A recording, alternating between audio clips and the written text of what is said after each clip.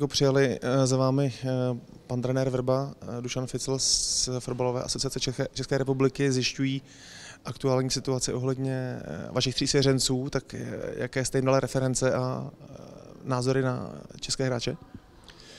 Tak referencie, názory. Ja musím povedať čistú pravdu, že za tých 10 alebo 11 rokov, čo som tu, zažil som veľa českých hráčov.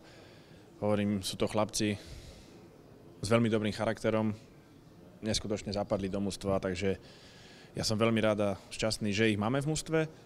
Môžem na nich povedať len to najlepšie a hovorím, som aj rád, že som sa s trénerom stretol po dlhej dobe, s pánom Ficelom, takže ja si myslím, že táto dnešná návšteva padla vhod obidvom stranám dobre. Mohl byste postupně rozebrat Tomáše Pekharta, Adama Hlouška, Ondru Petráka, jaký mají ve vašich očích přínos pro klub? Tak pre mňa osobne, čo sa týka Pekyho, Peky má teraz momentálne troška ťažšie obdobie, aj keď vieme, že posledné 2 sezóny bol hráčom základnej zostavy, samozrejme zo začiatku vysedával viac na lavičke, čiže bolo to aj preňho dosť nepríjemné, ale Peky je typ človeka, ktorý má obrovský charakter. Vieme veľmi dobre, že je to hráč, ktorý má veľmi dobré zakončenie hlavou, nohami, takže je to 16-kový hráč. Ale Peky bojuje, nepodá sa. To je dneska vo fotbale veľmi dôležité. Čo sa týka Adamka, hovorím, takého tímového hráča mať v mužstve je pre každého jedného trénera veľkým prínosom a každý tréner podľa mňa je rád, keď taký typ hráča má.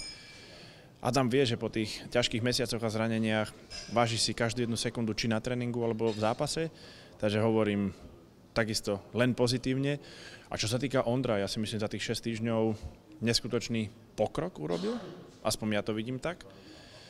Hovorím, nabehol do toho bundesligového kolotoča veľmi dobre a tak ako ja, takisto my všetci trenéri aj v klube sme veľmi šťastní a radi, že máme týchto 3 chalanov v klube a v mužstve. Třeba konkrétně Ondra Petrák je třeba pro vás i milé překvapení, jak brzo se adaptoval na Bundesligu a jak se vlastně uchytil i v základní sestavě Norimberka? Tak najlepšie to vždycky je, keď človek ani možno nečaká, že tak rýchlo okusí tú Bundesligu. Dá sa povedať, že v Ondrejovom prípade tak to je. 55. minúta v prvom zápase proti Hoffenheimu naskočila. Dá sa povedať na herte 90 minút, proti Bayernu 90 minút. Zajtra hra od začiatku takisto. Tie 3 zápasy absolvoval na stoperovi. Zajtra bude hrať na jeho obľúbenej pozícii, čiže defenzívny záložník a hovorím, tak ako bol troška opatrný a prekvapený z Bundesligy, tak dobre zapadol a nech sú len zdraví všetci traja a podľa mňa bude to všetko dobre klapať, takže maximálna spokojnosť.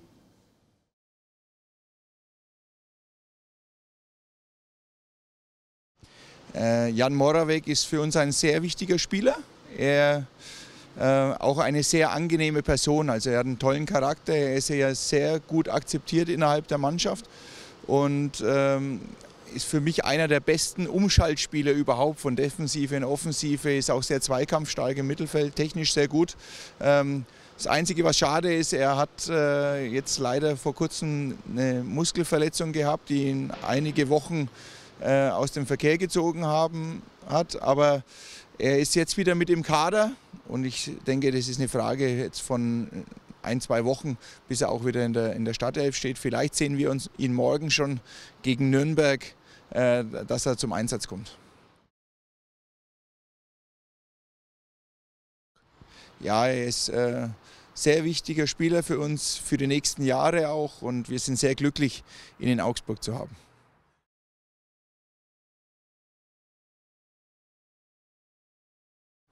Ja, ich freue mich sehr, weil ich denke, dass es sehr wichtig ist, dass man sich einfach auch mal persönlich trifft.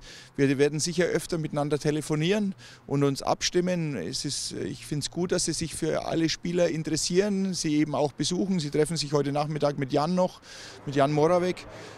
Und das ist doch wichtig, einen guten Kontakt auch zu den Spielern zu haben, zu den Vereinen. Wir werden alles dafür tun, dass Jan topfit zur Nationalmannschaft kommen kann. Es ist für jeden Spieler eine Auszeichnung und was Besonderes, wenn er für sein Land spielen kann. Und von daher ist es eben auch gut, zum Trainer und zum Manager der Nationalmannschaft einen guten Kontakt zu pflegen. Wir haben alle das gleiche Interesse. Wir wollen einen gesunden, fitten, guten Jan Moravec.